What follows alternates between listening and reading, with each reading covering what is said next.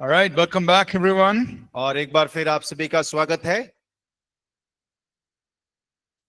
Are you ready for the next session?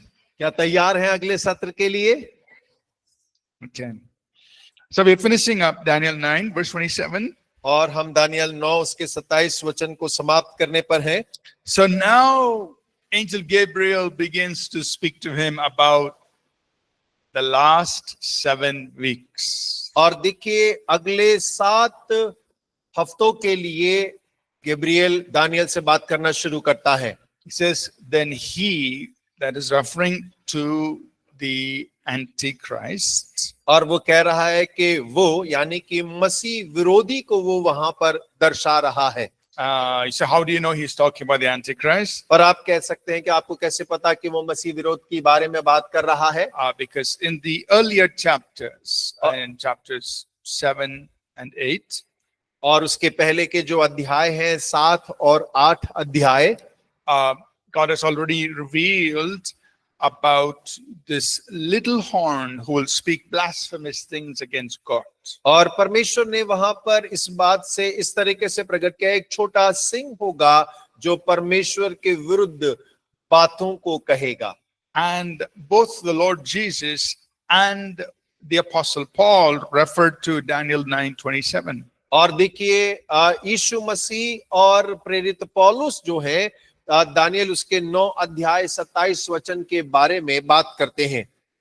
In Matthew 24, मत्ती 24, Jesus says in verse 15, when you see the abomination of desolation spoken by Daniel the prophet.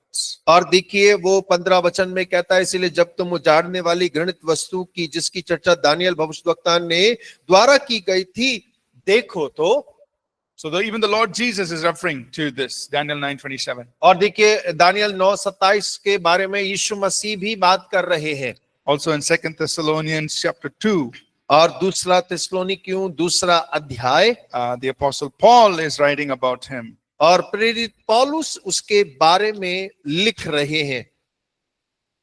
He says here in verse number 3 and 4, और तीसरे और चौथे वचन में he refers to him as the man of sin, the son of perdition.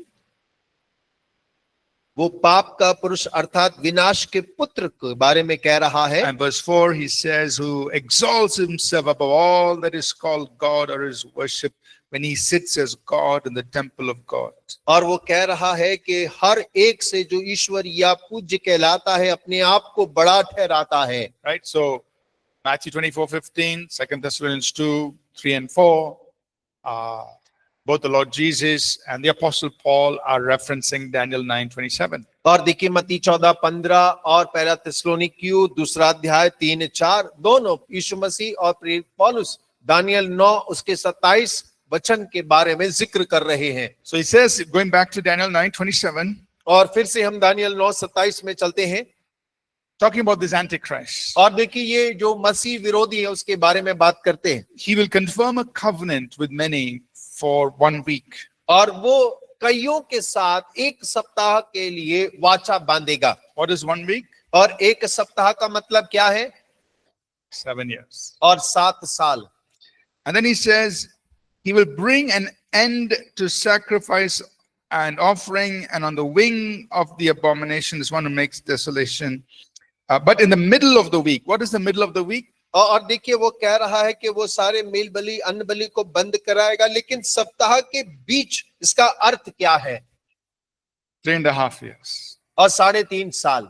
That means when the Antichrist comes on the world scene, he comes as a man of peace. और देखिए जब संसार की दृष्टि में जो मसीह विरोधी आएगा वो एक शांति लेकर आने वाले पुरुष के रूप में आएगा। He will have a covenant of peace or a peace treaty for 7 years. और वो लोगों के साथ में शांति की वाचा को बांधेगा, शांति वार्ता को करेगा 3.5 वर्ष के लिए। But in the middle of those 7 years, और 7 वर्ष के लिए, लेकिन उस 7 वर्ष के मध्य में he will break an end. He will break his covenant. और वो अपनी वाचा को तोड़ देगा।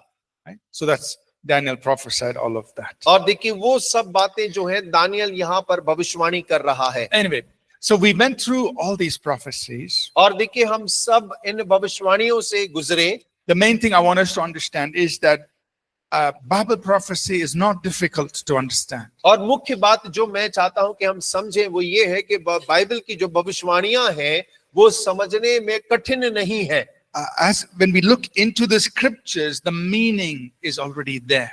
और जब हम वचन के अंदर में देखते हैं तो उनका अर्थ पहले से ही उस वचन के अंदर में मौजूद होता है. So when we study Bible prophecy, और जब हम बाइबल की भविष्यवाणी का अध्ययन करते हैं we need to look at the entirety of scripture. और हमें तो पूरे के पूरे वचन को ध्यान देने की आवश्यकता है. Then we get the meaning, we can understand it correctly. और उसके बाद में हम उसके अर्थ को सही रीति से जान पाएंगे.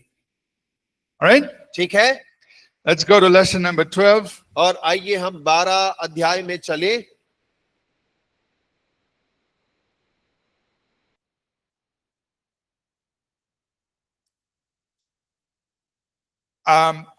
Like we have been explaining and as you would have seen so far, the Old Testament and the New Testament are very interconnected. और देखिए जैसे कि आप सभी अभी तक देख रहे हैं कि हम आपको समझा भी रहे हैं कि पुराना नियम और नया नियम बहुत अच्छी रीति से घुले मिले हुए हैं. You know, some people say, no, don't read the Old Testament. We are only New Testament believers. We are New Testament believers. Only read New Testament. और देखिए कई लोग कहते हैं पुराना नियम पढ़ने की आवश्यकता नहीं है, हम तो नए नियम के विश्वासी हैं, इसलिए नया नियम केवल पढ़ना है. Well, in order to understand the New Testament, you need the Old Testament. और देखिए नए नियम को समझने के लिए आपको पुराने नियम की आवश्यकता है. Amen. आमीन. And also, in order to understand the Old, we need the new. और वैसे ही अगर हमें पुराना नियम समझना है तो हमें नए नियम की आवश्यकता है. So both are interconnected. और दोनों के दोनों आपस में जुड़े हुए हैं. Amen. आमीन. So when we are, especially when we are studying things that is written in the Old and is referenced in the New, it's good to put these things together side by side. और देखिए जब हम पढ़ते हैं कि ये पुराने नियम के अंदर में दिया गया है लेकिन इसी बात का जिक्र नए नियम में भी है, तब हमें साथ साथ में दोनों का अध्ययन करने की आवश्यकता है. Right? ठीक है. And then try to understand the meaning, putting them together. और आप दोनों को साथ में लाकर उसके अर्थ को समझने का प्रयास करें. We'll look at one example. और हम एक उदाहरण देखेंगे. In the Old Testament, in Isaiah 53, यशाया 53 पुराना नियम and verse 4, और उसका 4 वचन. somebody could read that. कोई भी पढ़ सकते हैं. यशाया 53 उसका 4. Surely he has borne our griefs and carried our sorrow, yet we esteemed his stricken, smitten by God and afflicted. Right. So Isaiah is speaking about the cross of Jesus. और देखिए यशाया यीशु के क्रूस के बारे में बात कर रहा है. He says, surely he bore our griefs and carried our sorrows. और वो कह रहा है निश्चय उसने हमारे रोगों को सह लिया, हमारे दुखों को उठा लिया है. Surely निश्चय he has carried our griefs और उसने हमारे दुख उठा लिए, and he's borne our griefs and carried our sorrows. और उसने हमारे रोगों को सह लिया, हमारे दुखों को उठा लिया है. So what happened on the cross? और क्रूस पर क्या हुआ है? Jesus bore our griefs, और यीशु ने हमारे दुख उठा लिए, carried our sorrows. और हमारे रोग सह लिए और दुख उठा लिए. Now, when you read it like that in English, और जब आप अंग्रेजी में ऐसे पढ़ते हैं, it seems like he's only talking about our sadness and our sorrows. और ऐसा दिखाई देता है कि ये केवल हमारी उदासी और दुखों के बारे में बात कर रहा है. But actually, लेकिन हकीकत में in the Hebrew, और इब्रानी भाषा में the Hebrew word for griefs is sickness. Sickness. और देखिए जो इब्रानी भाषा है उसमें दुख यहाँ जो है बीमारी रोग को दर्शाता है. And the word for sorrows in the Hebrew actually means pain. और जो इब्रानी भाषा में अगर हम देखें दुख को दर्द के रूप में दर्शाया गया है. So correctly, we could read Isaiah 53:4 as, surely he has borne our sickness and carried our pains. और हम अगर यशाया को सही रीति से पढ़ें तो हम इस प्रकार पढ़ सकते हैं कि निश्चय उसने हमारे रोगों को सह लिया और हमारे दर्दों को उठा लिया. Are you with me so far? अभी मेरे संग है. That means on the cross when Jesus died, और इसका मतलब है जब क्रूस पर यीशु मसीह की मौत हुई, not only were our sins put upon him, but our sicknesses, our pains, our diseases were put upon him. और केवल हमारे पाप ही उसके ऊपर में नहीं लादे गए हैं, लेकिन हमारा दर्द, हमारा रोग, हमारी बीमारी, हमारी समस्या उस पर लाद दी गई है. Now, why is this important? और क्यों ये महत्वपूर्ण है? Because we understand Jesus bore our sins, therefore we are forgiven. और क्यों? क्योंकि हम इस बात को जानते हैं कि हमारे पाप यीशु पर डाले गए, इसीलिए हम क्षमा प्राप्त करते हैं. So Jesus bore our sicknesses and diseases, so therefore we are what? और यीशु मसीह ने हमारे सारे रोग और बीमारी को ले लिया, तो हम क्या हो गए? Healed. Now some people argue, और कुछ लोग विवाद करते हैं. no, he did not bear our sickness and disease. और नहीं, उसने हमारे रोग बीमारियों को नहीं उठाया है. He only took our sins. और उसने केवल हमारे पाप उठाए हैं. And then when we show them Isaiah 53:4, they say, no, you're changing the meaning. और जब हम उन्हें यशाया 53:4 दिखाते हैं तो कहते हैं नहीं, तुम ना मतलब बदल रहे हो. And say, okay, wait a minute. और हम कहते हैं थोड़ा रुकिएगा. Let us go to the New Testament. और चलिए हम नए नियम में चलते हैं. Matthew chapter 8. मत्ती उसका 8 अध्याय. What does Matthew say? और मत्ती क्या बोल रहा है? Matthew chapter 8, मत्ती 8 अध्याय verses 16 and 17. Somebody read it, please. 16 और 17 कोई पढ़ सकते हैं. That evening they brought to him many who were oppressed by demons, and he cast out the spirit with a word and healed all who were sick. This was to fulfill what was spoken by the prophet Isaiah. He took our illness and bore our diseases. Now, in the New Testament, और अब नए नियम के अंदर में the gospel writer Matthew, और देखिए सुसमाचार मत्ती के द्वारा लिखा गया, inspired by the Holy Spirit, और पवित्र आत्मा की प्रेरणा के द्वारा is quoting Isaiah 53:4. और वो यशाया 53:4 को लेकर लिख रहा है. And he's not referring to sin. और देखिए वो यहाँ पाप क्यों नहीं दर्शा रहा है. He's saying, look, people brought those who were demon possessed, और वो कह रहा है कि लोग उन्हें लेकर आए जो दुष्टात्मा ग्रसित थे, those who had all kinds of sicknesses and diseases. और हर प्रकार के रोग बीमारी के लोगों को लेकर आया गया. He cast out the spirits. और उसने दुष्टात्माओं को निकाला, He healed those who were sick, और जो बीमार थे उन्हें चंगा किया. to fulfill what Isaiah said. Surely he has borne our sicknesses and he has carried our diseases. ताकि वो वचन पूरा हो जो यशाया ने कहा है कि उसने आप हमारी दुर्बलताओं को और बीमारियों को उठा लिया.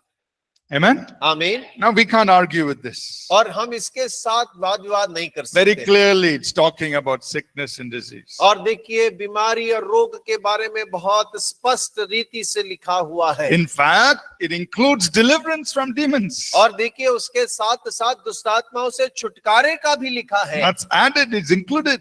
और इसमें जुड़ा हुआ है, उसके साथ में है. We can't argue with this. और इस बात से हम वाद विवाद नहीं कर सकते. So we can very confidently say, और हम बड़े हियाव के साथ इस बात को कह सकते हैं, Jesus on the cross, he not only bore our sins, और यीशु ने क्रूस पर केवल हमारे पाप ही नहीं उठाए हैं, he also took our sicknesses, और उसने हमारी बीमारियों को भी ले लिया, our diseases, हमारे रोगों को ले लिया, so that we could be healed and delivered. ताकि हम चंगे हो जाएं और छुटकारा पाएं. Amen. आमीन. So this is how, when we look at the Old Testament with the New Testament, we things become very clear. और देखिए ये इसी प्रकार है कि जब हम पुराने नियम और नए नियम को लेकर देखते हैं तो चीजें हमारे लिए बिल्कुल स्पष्ट हो जाती हैं। Amen. आमीन। So that's the main thing I want to convey in lesson 12. और 12वें अध्याय में यही एक मुख्य बात थी जो मैं आपको बतलाना चाहता था, That we understand that both the testaments are interconnected. We need to study both together. और दोनों के दोनों नियम जो हैं आपस में मेल खाते हैं और दोनों का अध्ययन करना हमें आवश्यक है। Lesson number 13. और आइए हम 13 अध्याय में चलें। What I just want us to understand is that when we read the scriptures, और देखिए इसमें हमें इस बात को समझने की आवश्यकता है कि जब हम वचनों को पढ़ते हैं we need to understand the literary style in which it is written. और हमें साहित्यिक शैली को पढ़ने की आवश्यकता है कि किस शैली में इसको लिखा गया है। Some of it may be poetry, और उसमें से कुछ जो है काव्य शैली हो सकती है, कविता के रूप में। some of it may be narrative, that means it's just recording incidents that happened. और कुछ ऐसे हो सकते हैं कि कुछ घटनाएं घटी हैं, केवल उन घटनाओं को लिख दिया गया है। Some of it may be a prose or a teaching that's very logical. और हो सकता है कि कुछ जो होंगे शिक्षा मात्र होंगी, जो बहुत ही रोचक होंगे, बहुत ज्यादा सिखाने वाले होंगे। So understand the style of what we are reading. और जो पढ़ रहे हैं उसका जो शैली है उसको समझने का प्रयास करें। Now, especially when we're reading scripture, that's poetry. और जब विशेषकर हम वचन को पढ़ते और वो कविता के माध्यम, भजन के माध्यम में है, there's a lot of figures, a poetic language that is used, which doesn't mean literal. और देखिए वहां पर बहुत ज्यादा काव्य कविता की भाषा में लिखा गया है, बहुत प्रकार है जिसका शाब्दिक अर्थ नहीं होता है। For example, David says, "The Lord is my shepherd." और जैसे उदाहरण के लिए दाऊद कहता है यहोवा मेरा चरवाहा है। That's poetic language. और देखिए वो एक गीत की भाषा है। No, he leads me beside the still waters. और वो मुझे स्थिर जल के पास ले चलता है। He makes me to lie down in green pastures. और मुझे हरी हरी चराइयों में चराता है। So that is poetic language. और देखें वो एक कविता की शैली है, भाषा है। It doesn't mean David is like a sheep. और इसका मतलब नहीं है कि दाऊद एक भेड़ के समान है वहां। No, he's just using the picture to communicate something to us about who God is. और लेकिन वो वहां पर केवल एक तस्वीर का इस्तेमाल कर रहा है इस बात को दर्शाने के लिए कि परमेश्वर हमारे प्रति कैसा है। So recognize the style of the text, how it is written. तो आप जिस वचन को पढ़ रहे हैं उसकी शैली को समझने का प्रयास करिए कि किस शैली में उसे लिखा गया है। Another style that we would see, especially in the book of Proverbs, is usually the Proverbs are two sentences. They actually mean the same thing, but they're said in slightly different ways. और देखिए हम एक और शैली देखते हैं, विशेषकर नीति वचन के अंदर में उसका इस्तेमाल किया गया है। दो कथन है लेकिन देखेंगे कि दोनों कथन का अर्थ एक ही है, लेकिन कहने का तरीका, उसकी जो शैली है वो अलग है। So in the proverb, like it's two parts to it. और नीति वचन उसमें दो भाग होते हैं। It's a style of communicating. और ये वार्तालाप करने की एक प्रकार की शैली है। On page 33, I've given some examples. और देखिए हिंदी में 37 पेज पर कुछ उदाहरण दिए गए हैं। See that says contrast. और वहां पर लिखा हुआ है विरोधाभास, दूसरा बिंदु। A soft answer turns away wrath, but grievous words stir up anger. और वहां लिखा है कोमल उत्तर सुनने से गुस्सा ठंडा हो जाता, परंतु कटु वचन से क्रोध भड़क उठता है। So there are two parts to it. They mean the same thing. और ये दो भाग हैं लेकिन दोनों का मतलब एक ही है। So first part says, if you speak softly, it'll bring down the anger. और वो पहला भाग कह रहा है अगर कोमलता से बोलोगे तो गुस्सा ठंडा हो जाएगा। But if you speak angrily, it'll raise up the anger. और लेकिन अगर तुम्हारे कटु वचन होंगे, कड़वे वचन होंगे, तो गुस्सा भड़क उठेगा। So they mean the same thing, और दोनों का मतलब एक ही है, but it's given as one proverb. और लेकिन उसे एक नीति वचन के रूप में दिया गया है। So it's a style of how it's being communicated. और ये एक शैली है, एक तरीका है कि किस प्रकार से वचन कहा लिखा जा रहा है। Are you understanding? आप समझ रहे हैं? Yeah. So when we are studying the scriptures, be mindful of the literary style. और जब हम परमेश्वर के वचन को पढ़ते हैं तो उसकी शैली, जो साहित्यिक शैली है, उसको आप अपने मन में रखें। Lesson number 40. और 14 अध्याय। Ultimately, अंततः we want to study the word of God और हम परमेश्वर के वचन का मनन कर अध्ययन करना चाहते हैं, so that we can apply it to our lives. और ताकि उसको अपने जीवन के अंदर में हम लागू कर सकें। We're not studying the word of God just for the sake of it. और देखिए, केवल पढ़ने के लिए हम नहीं पढ़ रहे हैं, We are studying it so that we can apply it correctly in our lives. और हम इसीलिए अध्ययन करते हैं ताकि सही रीति से अपने जीवन के अंदर में हम उसे लागू कर सकें। And when we teach and preach it, we can do it correctly so that those who are listening to us can apply it. और correctly. वैसे ही जब हम शिक्षा देते या प्रचार करते हैं, ताकि हमारे सुनने वाले भी ठीक रीति से सुनकर उसे अपने जीवन में लागू कर सकें। Amen. आमीन। So every time, before we apply it to our own lives or we preach it to other people, we need to make sure that what we've understood and how we are going to apply it is correct. और देखिए, अपने जीवन में लागू करने से पहले और लोगों को प्रचार करने से पहले हमें इस बात को जानना और अपने मन में ठहराने की आवश्यकता है कि जो हम सीख रहे हैं वो सही रीति से हम उसे सीखें। Right? So let me just say two things here. If you go with me, please, to Matthew chapter 5. मत्ती 5 अध्याय में मेरे साथ बाइबल खोलिएगा। Matthew 5. मत्ती 5 अध्याय, And let's look at verse 19. और 19 वचन को देखें। Matthew 5:19. मत्ती 5:19। Therefore, whoever relaxes one of the least of these commandments and teaches other to do the same will be called least in the kingdom of heaven. But whoever does them and teaches them will be called great in the kingdom of heaven. Notice what Jesus said. और देखा आपने यीशु क्या कह रहे हैं? If you do them and teach them. और अगर आप पालन करके शिक्षा देते हैं, Do it first, पहले आप उसे पालन करें then teach it. और फिर सिखाएं। So this is a standard I want all of us to practice.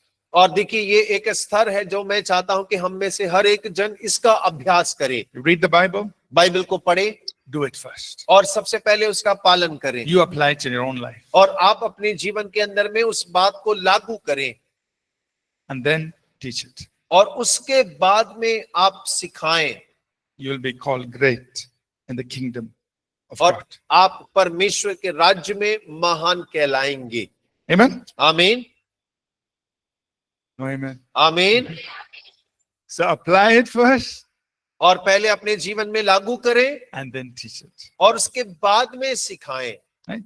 Whoever does them and teaches them will be called great. और देखिए, जो कोई ऐसा करता है वो परमेश्वर के राज्य में महान कहलाता है। Let's go to 1 Timothy chapter 4. पहला तीमुथियुस 4 अध्याय,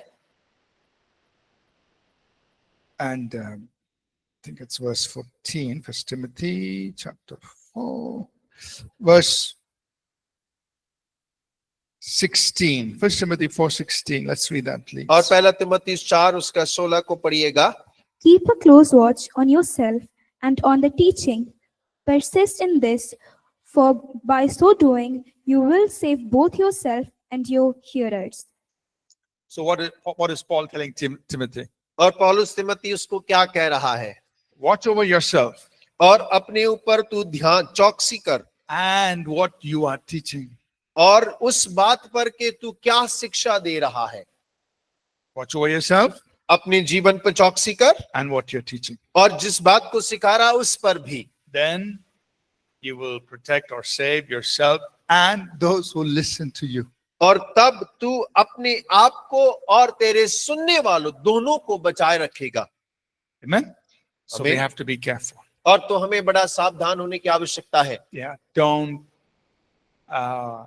if you're not sure about something, ask somebody. और यदि आपको किसी बात के बारे में पक्का नहीं है, दृढ़ता नहीं है, तो आप किसी और से उसके बारे में पूछें। And ask them, what I'm understanding is correct or not. और आप पूछिए उनसे, जो मैं इस वचन से समझ रहा हूं क्या वो सही है या गलत है, Before you go and preach it. और इससे पहले कि आप जाकर प्रचार करें। Because once you preach it, it's very difficult to take it back.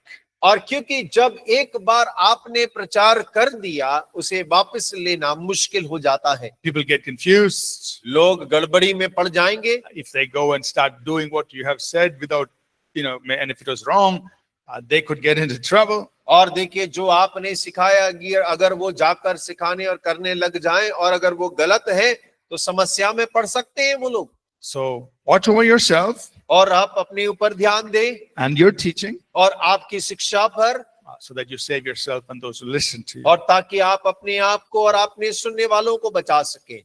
Amen. आमीन। So I'm going to stop here. और मैं यहाँ रोकने पर रोकूंगा।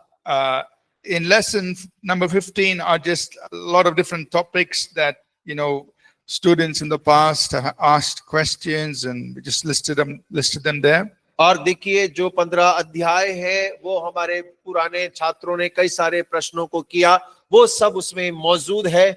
I want to just open this time up for you to ask questions. और मैं इस समय को चाहूंगा कि आप लोगों के मन में यदि कोई प्रश्न है तो आप पूछ सकते हैं। On whatever we've talked about these last 5 days. और इस विषय के ऊपर में जो हमने पिछले इन 5 दिनों में अध्ययन किया है उसके बारे में यदि कोई प्रश्न है आप पूछिए। Anyone else has questions? किसी के पास में कोई प्रश्न है? Yeah, go ahead.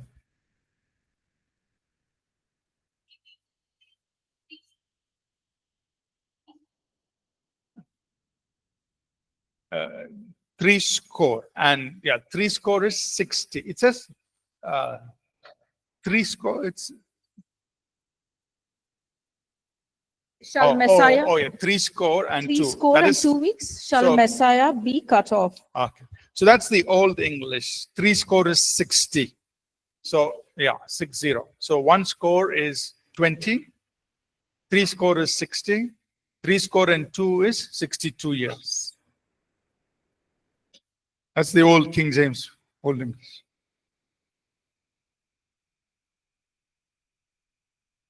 Questions, please. प्रश्न है, पूछ सकते हैं। Please. All right, question at the back. Any question? You can, प्रश्न है तो पूछिए। or you can pass the mic to whoever wants to ask. Online students, you're most welcome to type your question, or you can unmute your mic and ask. I just want to keep some time for people to ask questions before we close. Online छात्र, यदि आप लोगों के पास में कोई प्रश्न है तो आप टाइप भी कर सकते हैं, माइक्रोफोन ऑन करके भी बोल सकते हैं। Please. So like before interpreting the scripture, like in what strategy can we learn about the Bible? See, if we just study the Bible, we won't get some verse in which we can apply to the people to say them. So like if they ask any doubt questions, like you will say about the verse in which it is written about the topic and you will relate about that. So like while saying something about faith, it may be our Holy Spirit. So like in which topic in Bible, in which verse it is written. So how to read the Bible, in what strategy we can just study about the Bible day by day to improve that. Basically, how to study the Bible. और उनका प्रश्न ये है कि दिन प्रतिदिन में किस प्रकार से मुझे बाइबल अध्ययन करने की आवश्यकता है। So, first, I would recommend all of us to read the Bible sequentially. Keep on reading the Bible sequentially, day by day. और देखिए, मैं पहले आप सभी को ये कहना चाहूंगा, जब आप बाइबल पढ़ते हैं तो क्रम अनुसार आप दिन प्रतिदिन बाइबल को पढ़ते चले जाएं। Yeah. So little by little in sequence. So example, you start with Matthew chapter 1, then tomorrow you read chapter 2, then you read chapter 3, chapter 4, you keep reading it sequentially go through the New Testament, then go through the Old Testament. और देखिए, जैसे उदाहरण के लिए क्रम अनुसार पढ़ना है, तो अगर आप आज मत्ती 1 पढ़ रहे हैं तो कल आप दूसरा पढ़िए, तीसरा पढ़िए, फिर वैसे ही आप पूरा करके पुराने नियम पे आइए, फिर उसको पढ़िए। इस प्रकार से आपको क्रम अनुसार पढ़ना है। So keep on reading like that. और आप ऐसे पढ़ते रहें निरंतर, Little bit every day. और थोड़ा प्रतिदिन। And when you read it, remember what we said very first day, we must और आपको याद है, मैंने कहा था कि जब हम पढ़ते हैं तो हमें क्या करना है? meditate. और मनन करना है। Okay? So don't just read it quickly, meditate on it. और जल्दीबाजी में ना पढ़े, लेकिन मनन करें। Right? And usually, if I'm learning something, I will write it down in my notebook. I'll write it down. और देखिए, यदि मैं कुछ सीख रहा हूं तो मैं जो सीख रहा हूं उसे अपनी नोट कॉपी में लिखता हूं। Right? So that's one way. और वो एक तरीका है। Second, I'd encourage all of us to study on certain topics. Topical study. और दूसरा मैं सलाह दूंगा कि आप विषय पर अध्ययन करें। So you choose any topic. आप कोई भी विषय चुने, Study that topic from Genesis to Revelation. और उस विषय के ऊपर में उत्पत्ति से प्रकाशित वाक्य तक आप अध्ययन करें। Example, one on healing और उदाहरण के लिए चंगाई, or the Holy Spirit, या पवित्र आत्मा, or faith, और विश्वास, or holiness. और पवित्रता। So many topics. बहुत सारे विषय हैं, You try to look at that topic from Genesis to Revelation. और आप प्रयास करिए कि मैं उस विषय को उत्पत्ति से प्रकाशित वाक्य तक देखूंगा। Right? When you do that, you get a good grip on that particular subject. जब आप इस प्रकार से अध्ययन करते हैं तो उस विशेष विषय के ऊपर में आपकी पकड़ मजबूत हो जाती है। Then you can speak with authority on that subject. और तब आप उस विषय के ऊपर में अधिकार के साथ प्रचार कर सकते हैं, बात कर सकते हैं। Because you have studied it from Genesis, you've seen the entirety scripture on that subject. और क्योंकि आपने उस विषय के ऊपर में पूरे वचन को उत्पत्ति से प्रकाशित वाक्य तक अध्ययन किया है। You understand? आप समझ रहे हैं? So these are two things that I would encourage all of us to practice. और ये दो चीजें हैं जो मैं सभी को करने के लिए उत्साहित प्रोत्साहित करता हूँ। So even now I'm studying on different things and learning new things in the scriptures. और देखिए, अभी भी मैं कई विषयों के ऊपर में सीख रहा हूँ, विचार करता हूँ। And they're just so beautiful. It's in the Word of God, and then you begin to think about how do I apply this? How do I practice this in my life? और ये बड़ा सुंदर होता है परमेश्वर के वचन में देखने के लिए, और उसके साथ इस बात को विचार भी करना कि कैसे मैं अपने जीवन के अंदर में उन बातों को लागू करूं। Right? Now, when you meditate in the Word, then you're also putting it into your memory, because you know, it's there in this chapter, in this verse. It stays there, and the Holy Spirit reminds you. और देखिए, जब आप मनन करते हैं तब आप जो है उसे अपने दिमाग के अंदर में भर रहे होते हैं। आपको याद होता है इस पद में ये लिखा है, इस वचन में यहाँ लिखा हुआ है, और उसके साथ में पवित्र आत्मा भी आपकी सहायता करता है उसको याद कराने में।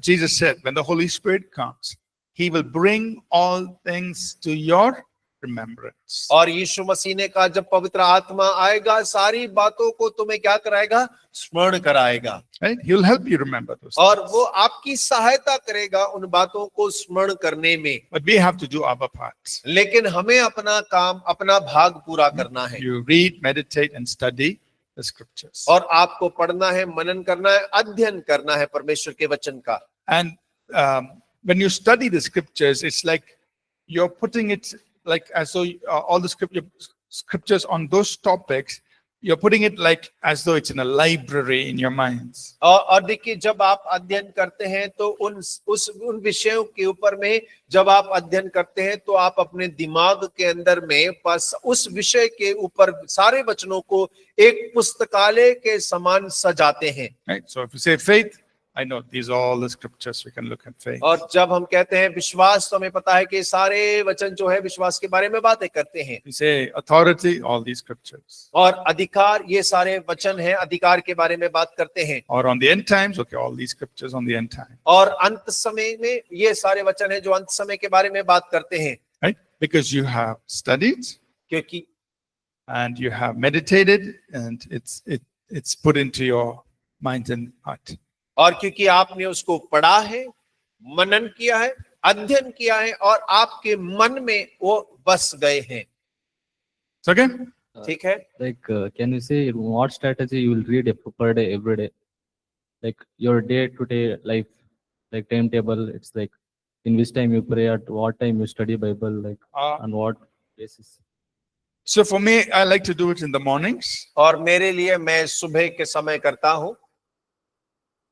When I was young, when I was in school, जब मैं जवान था, स्कूल में था, I didn't have any responsibility. मेरे पास कोई जिम्मेदारी नहीं थी I just had to go to school and come. और केवल स्कूल जाना था और आना था। So those days, I would spend at least 3 hours in the morning in prayer and Bible reading. और उन दिनों में कम से कम 3 घंटा में बाइबल पढ़ने और प्रार्थना में व्यतीत करता था। But then when I went to college, और लेकिन जब मैं कॉलेज गया, things changed और चीजें बदली, because now, I had a roommate. We were sharing a room, no private place to pray. और क्योंकि मेरे एक संगी साथी थे, एक ही कमरे में हम रहते थे, अब मेरे पास अपने एकांत स्थान नहीं है प्रार्थना का। So I had to adjust, but I would still make time to read the Bible and pray. और मुझे इस समय को सुसज्जित करना था, लेकिन फिर भी मैं प्रार्थना और बाइबल पढ़ने में समय गुजारता था। Then, started working again. So in different seasons of life, how I spend time would change, but mostly it will be in the morning. What I try to do is to keep a day in the week to be alone, pray, study. Because nowadays, because of fasting, you prepare for Sunday. So usually it's time in the morning. Usually it's Fridays that I don't meet anybody. Okay, today I'm here, but usually it's a time for prayer and preparation, getting ready for Sunday. So things like that. So that's how I manage my schedule. और देखिए, समय के अनुसार मेरा जो समय है वो थोड़ा बदलता रहा, लेकिन विशेषकर मैं सुबह के समय में ही समय बिताना पसंद करता हूँ, प्रार्थना करना पसंद करता हूँ। और सप्ताह में एक दिन पूरा मैं किसी से मुलाकात नहीं करता, केवल प्रार्थना में, वचन में। एक पासवान होने के नाते कलीसिया को रविवार को संदेश देना है, तो मुझे उसकी तैयारी करना है। शुक्रवार का दिन मैंने निर्धारित किया है कि मैं केवल प्रार्थना वचन में बिताऊंगा, लेकिन आज मैं यहाँ हूँ। लेकिन अक्सर मैं वो पूरा दिन जो है वचन पढ़ता हूँ, प्रार्थना करता हूँ, संदेश तैयार करता हूँ, मन की तैयारी करता हूँ आने वाले रविवार के लिए। And usually when I'm studying or when I'm writing a book, I would spend many hours. I won't be meeting people, but I'll be spending many hours, studying and writing, doing that. और देखिए, जब मैं कुछ तैयार कर रहा होता हूँ, मनन कर रहा होता हूँ, या मैं किसी किताब के ऊपर मैं कार्य कर रहा होता हूँ, तो मैं बहुत समय प्रार्थना वचन में बिताता हूँ। मैं किसी से मुलाकात नहीं करता, केवल वचन में और प्रार्थना में समय बिताता हूँ, ताकि उस किताब को पूरा कर सके। So essentially, in different seasons, you have to adapt yourself, but main thing is spend time in the Word and prayer. और देखिए, अलग अलग समयों में, ऋतुओं में समय को हम करते हैं, लेकिन मुख्य बात यह है कि हम बिताते हैं समय प्रभु के साथ। All right, there's a question here. और यहाँ एक प्रश्न है। In the parable of the yeast, the lady mixed yeast in dough, and it represents the kingdom of heaven. So is yeast representing good or bad? Because Bible says yeast is bad. और देखिए, यहाँ पर एक दृष्टांत के बारे में लिखा है, एक महिला ने थोड़ा सा खमीर आटे में मिला दिया और पूरा आटा खमीर हो गया। तो और वो परमेश्वर के राज्य के बारे में बात करता है। और खमीर जो है क्या बुरा है भला है, क्योंकि बाइबल जो है खमीर को बुरा बतलाती है। So this person is referencing Matthew 13 verse 33. मत्ती 13 उसका 33 भाई ने वचन का इस्तेमाल किया है। And we can also look at 1 Corinthians chapter 5. पहला कुरिन्थियों 5 भी देख सकते हैं। And verse 6, 6 to 8.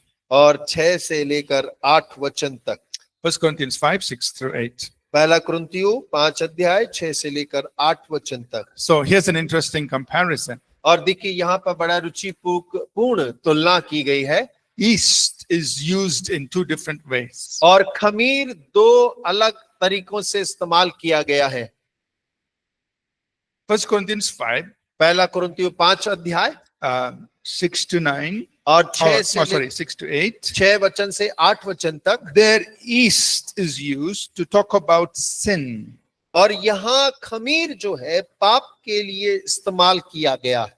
So Paul is saying, so what is yeast? Like now when we bake bread or something, we put a little bit of yeast to make the bread soft. और देखिए खमीर क्या होता है, जब हम double रोटी बनाते हैं या रोटी को पकाते हैं तो उसके अंदर में आटे में थोड़ा सा खमीर डालते हैं ताकि जो रोटी पके वो नरम मुलायम बने।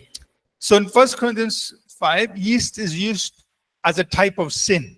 और देखिए पहला कुरिन्थी 5 अध्याय के अंदर में खमीर को एक पाप के प्रकार में इस्तेमाल किया गया है। And Paul is saying, even if there is little sin, you take it off, because otherwise, just as how yeast, it affects the whole lump, that little sin can affect the whole community of believers. और पौलुस वहां कह रहा है भले ही तुम्हारे मध्य में छोटा सा भी पाप क्यों ना हो उसे दूर कर दो, क्योंकि वो एक खमीर के समान है। थोड़ा सा खमीर पूरे गूंदे हुए आटे को खमीर कर सकता है, वैसा ही वो पाप जो है पूरे समाज को दूषित कर सकता है। But in Matthew 13:33, लेकिन मत्ती उसके 13 के 33 में जो है Jesus is saying the kingdom of heaven is like the leaven, like the yeast. और यीशु मसीह कह रहा है कि परमेश्वर का राज्य खमीर के समान है। So now he is using yeast, but to refer to some other property of the yeast. लेकिन यहाँ पर जब वो खमीर का इस्तेमाल करता है तो खमीर की एक और विशेषता के बारे में बात कर रहा है। Matthew 13:33, the idea is you just put a little bit of yeast and it affects the whole lump. That's how the kingdom of God, it begins in a small way, but then it affects his whole environment. और देखिए मत्ती 13:33 के अनुसार थोड़ा सा खमीर पूरे गुंदे हुए आटे को खमीर कर देता है, वैसा ही थोड़ा सा परमेश्वर का राज्य पूरे आसपास के राज्य को प्रभावित कर देता है। So yeast is used in both cases, but the idea is how it extends its influence, one in a positive way, one in a negative way. और देखिए दोनों पदों में खमीर का उपयोग किया गया है, लेकिन कैसा उसका प्रभाव है। एक प्रभाव तो नकारात्मक है और दूसरा सकारात्मक रीति से उसका प्रभाव दर्शाया गया है। Yeah, so I hope that answers your question. और मैं आशा करता हूं कि आपके प्रश्न का उत्तर आपको मिला होगा। Any other questions, please? और कोई प्रश्न है तो पूछ सकते हैं।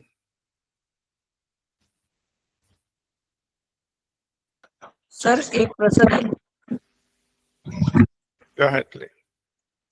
सर जब मैं सैमुअल का किताब पढ़ता हूँ तो वहाँ पर जब सैमुअल मर जाता है तो साउल क्या करता है, एक सिद्ध करने वाली स्त्री के पास जाता है और वहाँ पर इस प्रकार से लिखा था कि वो कहता है मेरे लिए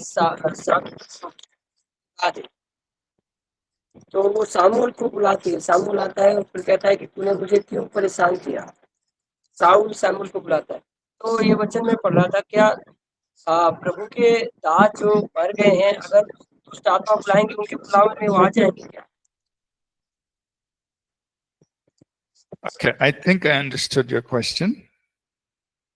Samuel died, Saul went to a witch, Yes. and he called out spirit again. Yes. Talking about that. Yeah. So in that, so one thing we know that we humans don't have authority to bring spirits back from the dead. और एक बात हम जान ले कि हम मनुष्यों को ये सामर्थ्य नहीं है कि किसी की आत्मा को हम वापस बुला सके। The only exception is when we raise the dead in the name of Jesus, we bring them back to life. और केवल एक ही चीज है कि जब हम किसी मुर्दे को यीशु मसीह के नाम से पुनर्जीवित करते हैं वही वो जीवन में आता है। So what is clear from that incident in the Old Testament is that an evil spirit was impersonating Samuel and giving those words to King Saul, who at that time had gone away from God. और देखिए उस घटना से हम इस बात को जानते हैं कि वहां एक दुष्ट आत्मा सामुएल के रूप लेकर आती है और राजा शाऊल को, जो कि परमेश्वर से भटक गया था, उसको आकर निर्देश देती है। Okay, so so that was this is in 1 Samuel 28. 1 Samuel 28.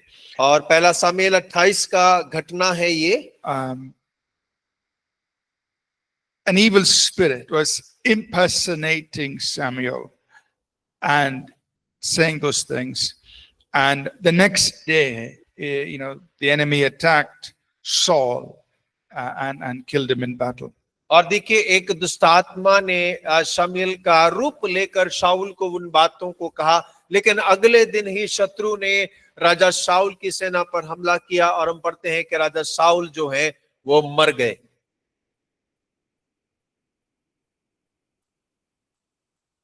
Pastor, so there's a difference between knowing something and having a revelation of something.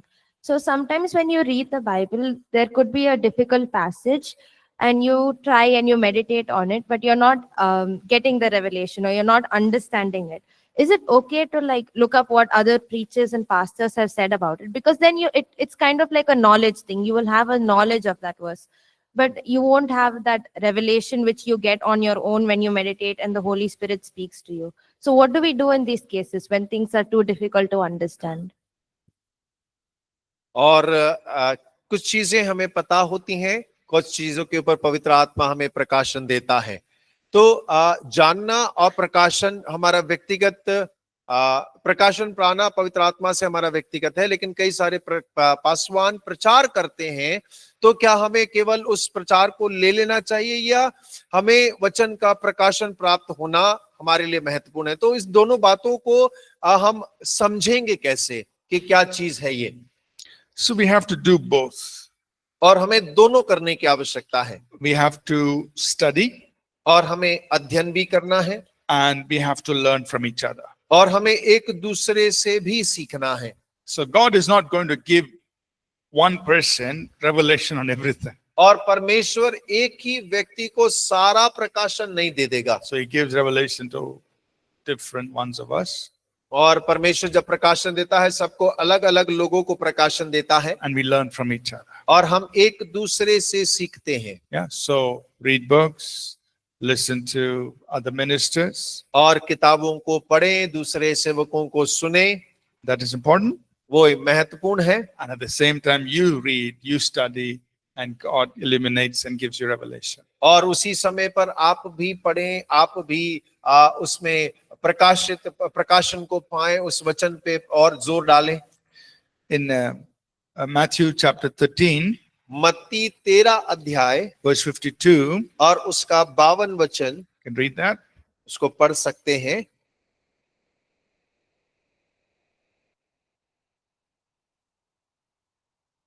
तेरह का 52, Matthew 13, 52. मत्ती 13 उसका 52।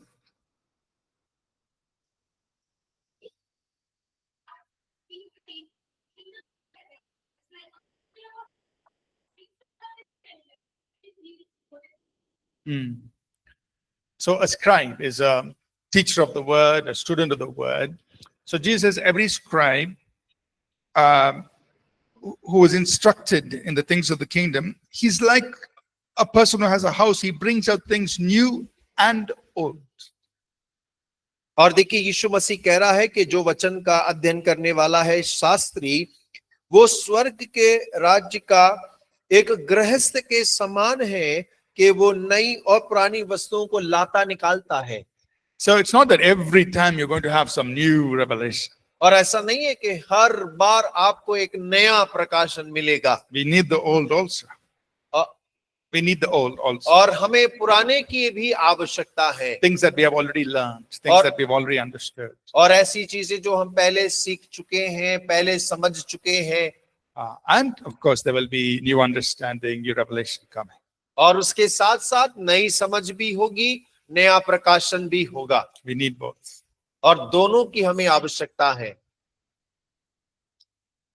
Any other yeah, question at the back? You want to? भाई बिजू के पास में एक प्रश्न है।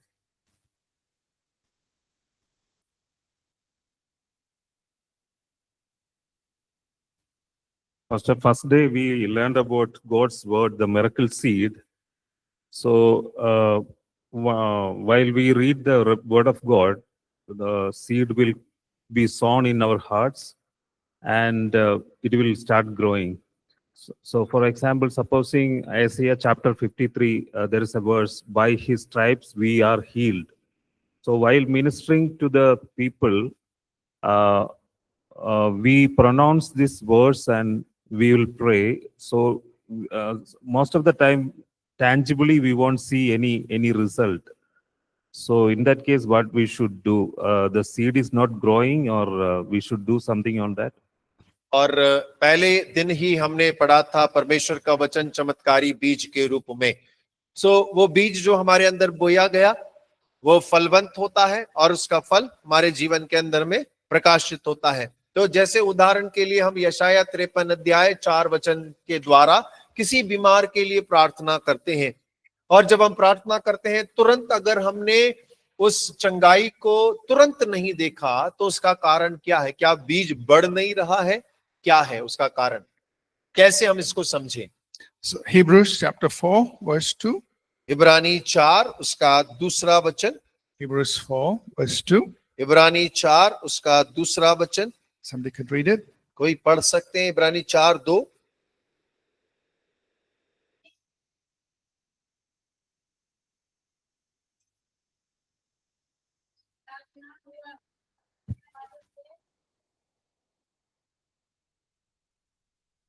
For indeed the gospel was preached to us as well as to them, but the word which they heard did not profit them, not being mixed with faith in those who heard it. So it's very important that as we preach the word, it has to be mixed with faith और ये in order बहुत to produce. और ये बहुत महत्वपूर्ण है कि जब हम प्रचार करते हैं उसका मिश्रण विश्वास के साथ में होना चाहिए। Right? So that's one part of it. और वो उसका एक भाग है, That people have to receive it. और हमें ग्रहण करना है, They have to mix faith with it. That means they have to believe it. और उसके साथ विश्वास का मिश्रण करना है, यानी कि हम विश्वास कर रहे हैं, Then the word will benefit them. और उसके पश्चात वचन का लाभ हमें प्राप्त होगा।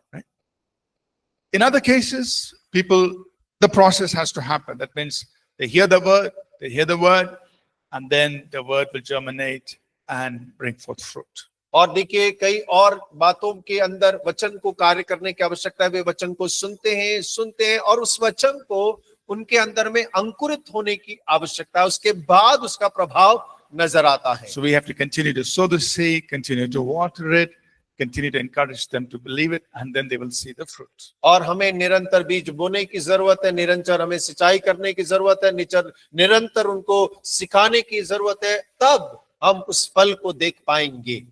In some cases, this happens very quickly. कई बार ये तुरंत हो जाता है। In Acts, I think it's Acts 13. Let's go there. Just give me a minute. 12, Barnabas preaching in Cyprus until 16.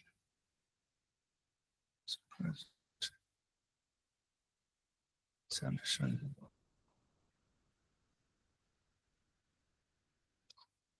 All right. I'm not getting it right now, but let's see.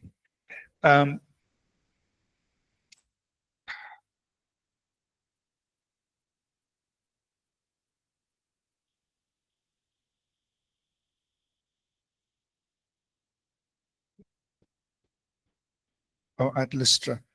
So Acts Acts 14, प्रेरितों के काम 14 अध्याय verses 8 and 9. और उसका 8 और 9 Acts 14, 8 and 9. और प्रेरित 14 उसका 8 और 9। And in Lystra, a certain man without strength in his feet was sitting, a cripple from his mother's womb, who had never walked. This man heard Paul speaking. Paul, observing him intently and seeing that he had faith to be healed, Yeah, sorry. In verse 10. said with a loud voice, "Stand up straight on your feet." And he leaped and walked. So here's an example where Paul was preaching. The man heard the word, he believed it, and the healing happened immediately. और देखिए यहाँ पर एक उदाहरण है, पौलुस प्रचार कर रहा है, उसने विश्वास से सुना, पौलुस ने प्रार्थना किया, तुरंत चंगाई हो गई। So we have all of these things happening. Sometimes people believe there's an immediate healing. Sometimes they don't believe, so it doesn't benefit them.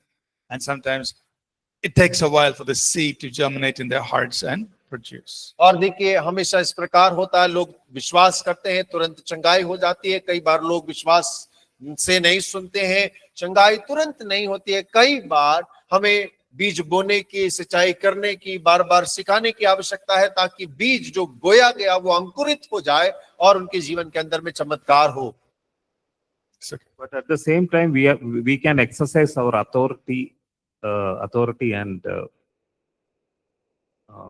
exercise. We have to do it. So in ministering healing, there are a lot of different things involved. और देखिए अधिकार का इस्तेमाल हम कर सकते हैं, लेकिन जब चंगाई की सेवकाई को हम करते हैं, उसमें और भी कई सारी चीजें सम्मिलित हैं। There are times we exercise faith and authority for them. और कई बार ऐसा होता है कि हम उनके लिए विश्वास अधिकार का उपयोग करते हैं। There are times the gifts of healings flow. और कई बार चंगाई का वरदान कार्य करता है। And there are times because of God's presence and glory, people are healed. और कई बार परमेश्वर की उपस्थिति और महिमा के कारण लोग चंगे हो जाते हैं। So really, there are a lot of different things that can happen, but it's not that all these things happen all the time. और देखिए बहुत सारी चीजें हो सकती हैं, लेकिन सब एक साथ हर समय हो ये संभव नहीं है। Right? So we have to move with God, flow with the Spirit in each situation and minister. और हमें हर परिस्थिति में सेवकाई करने के लिए परमेश्वर और के साथ में पवित्र आत्मा के साथ कार्य करने की जरूरत है। Any other questions? और कोई प्रश्न? I know the bell rang for break, but I thought we'll finish and go. Yeah, go ahead. Ajay.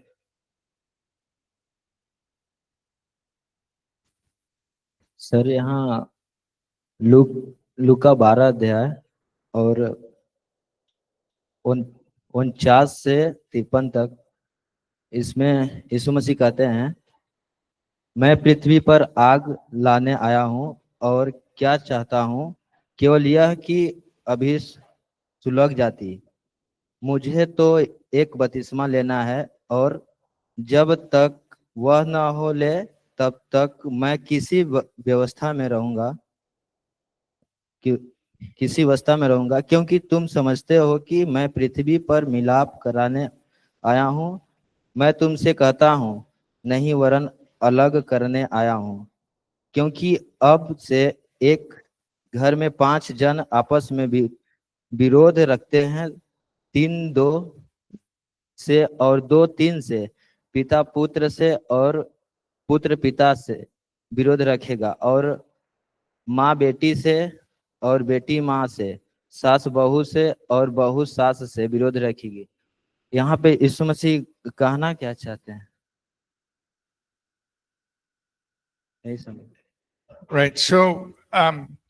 So the Lord is making it clear to us that because of faith in Him, there will be division.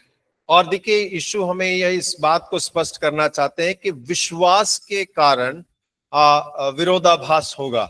Right? So there will be people, example in a house, if the son believes in Jesus, maybe his father is against him, maybe his mother is against him, maybe his siblings are against him. और देखिए उदाहरण के लिए मान लेते यदि एक लड़का विश्वास में आ जाता है तो उसकी माँ बाप भाई बहन उसके रिश्तेदार उसके विरोध में खड़े हो जाएंगे। So he's telling us that, this will happen.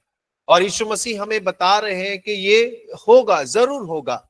Even in other places, Matthew 10, John 17, Jesus says, "You will be hated by all men for my name's sake, and he who endures to the end will be saved." और देखिए मत्ती 10 और यूहन्ना 17 में भी यीशु मसीह ने कहा कि मेरे नाम के कारण तुम सताए जाओगे, परंतु अंत तक धीरे धरे रहना। Right? So that's what he's telling us in advance. और यीशु हमें पहले से ही बता रहा है कि क्या होगा।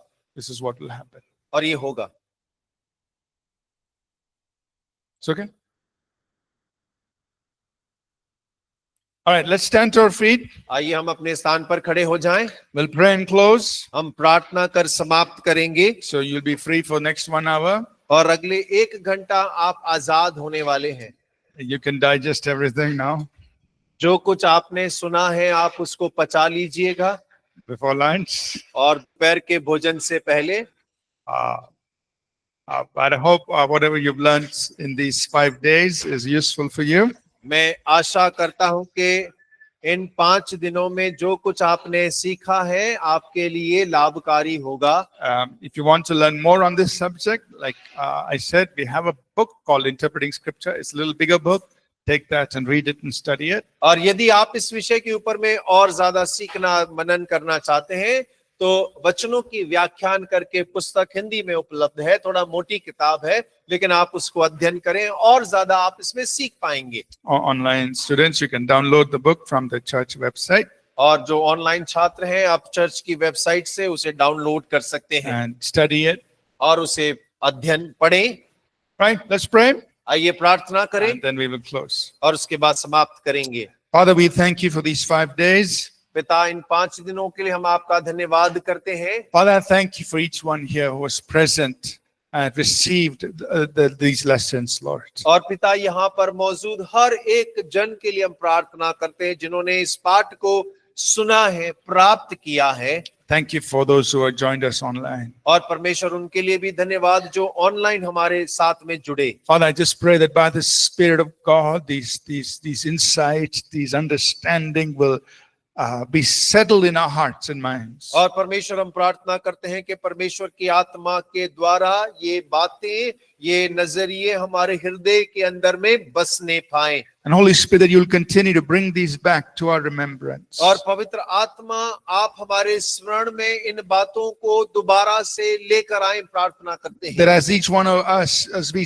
sit to read the scriptures and study the scriptures, you will be our teacher. और परमेश्वर जैसे हम बैठकर इन वचनों को पढ़ते हैं, मनन करते हैं, ध्यान करते हैं, पवित्र आत्मा आप हमारे शिक्षक बनने पाए। That you will bring these things to our remembrance. और आप इन बातों को हमारे स्मरण में लेकर आ जाएं। That you will lead and guide us, Lord. और ताकि आप हमारी अगुवाई करें, हमें लेकर चलें। And Lord, I pray that each one of us will be a tremendous blessing wherever you've placed us. और परमेश्वर हम प्रार्थना करते हैं जहां कहीं आपने हमें ठहराया है, हम अद्भुत आशीष का कारण वहां पर ठहरने पाए। May we bring your holy word to the और lives आप- of many people. और आपका पवित्र वचन कई लोगों के जीवन में लेकर आने पाए।